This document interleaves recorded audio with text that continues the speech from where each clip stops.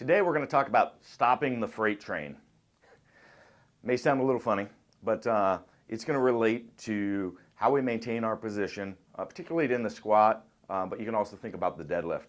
And you really want to think about this whole upper torso being stacked on top of the hips. So you always want to have everything this in alignment, not getting unstacked. So you can think about it as like being a rigid, like a culvert. It's, stuff can flow through it, but it's this long cylinder, rigid structure that can't bend. Telephone pole, however you want to think about that, okay?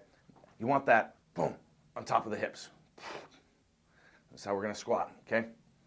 So now we're going to get into how do we actually maintain that position and how do you fire out of the hole in the squat. And I like to call it stopping the freight train. So imagine there's a freight train coming at me through this wall. It's coming plowing at me. And I want to stop it. So I'm going to drive back into it. So if I'm in the hole here, be down here, boom, I'm squatting, boom, boom, I'm going to drive back into it. So it's not a drive up. Notice the difference there. Because if I do that, the freight train's going to take me over. Even a little bit like this, it's still going to drive me over. I need to drive back hard that way into it. So that'd be the first movement. Boom, boom, boom, boom, boom, boom, boom, boom.